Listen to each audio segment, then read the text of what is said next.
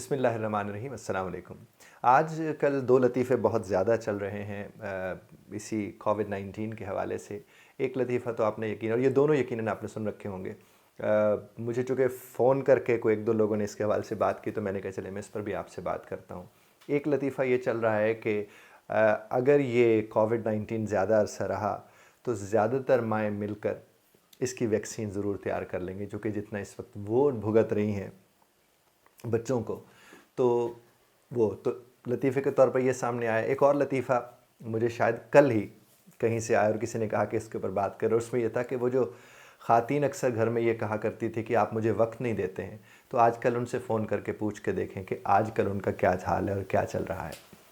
तो ये दोनों बातें खैर ये तो लतीफ़े की हद तक हैं, लेकिन एक बात समझने की ज़रूरत है कि इस वक्त वाक़अतन घर में मौजूद साहब को भी ये अंदाज़ा हुआ है, उन्हें अंदाज़ा हुआ है जो इसका फ़ायदा है।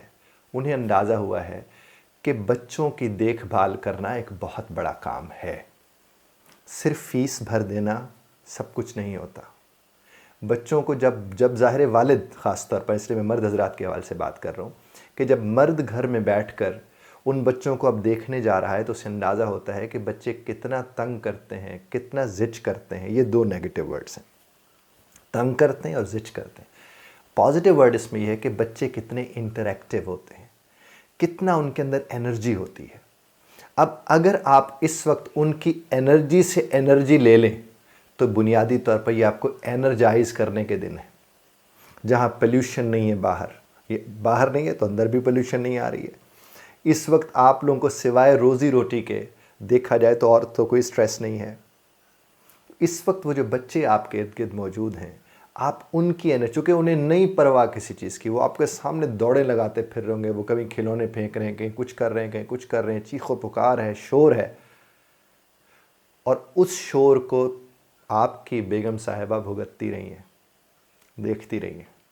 आज उस शोर को उनके साथ मिलकर बांटा जा सकता है, और अगर आप उस शोर को उनके साथ मिलकर बांटना शुरू करेंगे तो आपको अंदाज़ा होगा ये शोर नहीं है, ये ज़िंदगी है, ये तवानाई है। मेरी वालदा हमें फरमाती हैं कि ये जो बच्चे होते हैं ये टेंशन रिलीजिंग कैप्सूल्स होते हैं।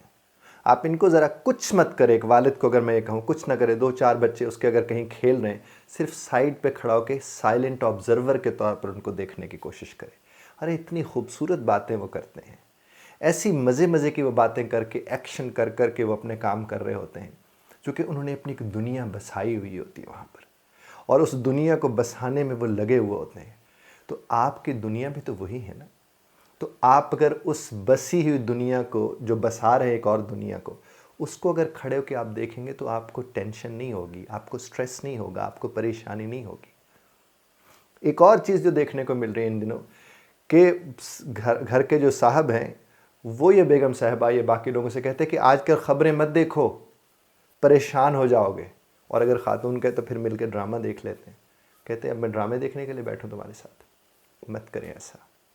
आपको तो ये मौका मिला है कि आप वो सब देखने की कोशिश करें जो आप सारा दिन नहीं देख पाते थे। अपने घर को देखें, अपने बच्चों को देखें, अपनी बीवी को देखें, अपने वालिदैन के साथ वक्त गुजारें। वो जो वक्त आप आज तक नहीं गुजार पाए वो आप गुजारने की कोशिश करें, और अपनी बेगम को अप्रिशिएट करें, जाकर किचन में जाके अप्रिशिएट करें, वो सफाइयाँ करिए, अप्रिशिएट करें, साथ आप भी उसके साथ शामिल हो जाइए, क्योंकि ये वो वक्त है जब आप कनेक्ट हो सकते हैं।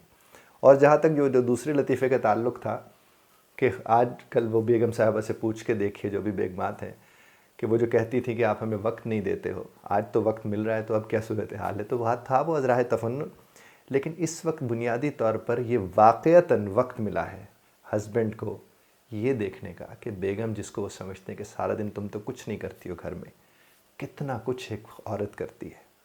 अब यकीन मानिए, एक साहब 5 बजे जब ऑफिस से वापस आते हैं तो हो सकते हैं थोड़ा बहुत काम वो छोड़ कर आए हो, लेकिन एक औरत जो सवेरे 6 बजे या 5 बजे की उठी हुई होती है, वो जब रात को 11-12 बजे जाकर सोती है तो अभी भी उसका काम पड़ा होता है, जो वो इस आसरे पे छोड़ देती है कि सवेरे बच्चों को भेजने के बाद मैं वो करूँगी।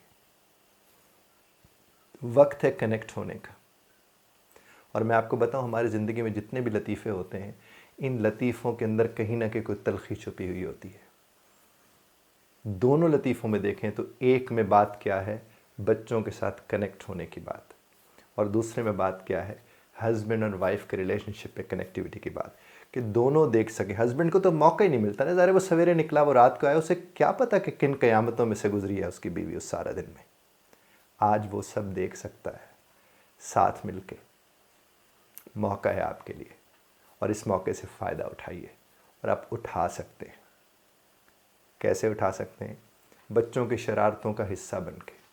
कैसे उठा सकते हैं? बेगम साहबा के काम काज के उनके साथ हिस्सा बन के। और देखिए ड्रामास उनके साथ, वो जो पुरानी किस्तें भी पड़ी हुई हैं वो देखना चाह रही हैं, देखिए, चूँकि ये बेहतरीन वक्त है जिसे आप गुजार सकते हैं। वजह जो भी हो उसकी, वक्त तो मिला है ना, ये वक्त मिला है। अब ऐसा ना हो कि बाद में कभी आपको वक्त न मिले। इस तरह तो खैर मिलना भी नहीं चाहिए, अल्लाह मेहरबानी फरमाए हमारे हाल पर, लेकिन आप इससे फ़ायदा उठा सकते हैं। दोनों लतीफ़ों को सामने रख कर अपनी ज़िंदगी की हकीकत को समझने की कोशिश कीजिएगा। इख्तिलाफ़ राय का हक़ आप महफूज रखते हैं, बज़रत तर्ज़ इख्तिलाफ़ राय का ख्याल रखिएगा। बहुत शुक्रिया ध्यान से सुनने का।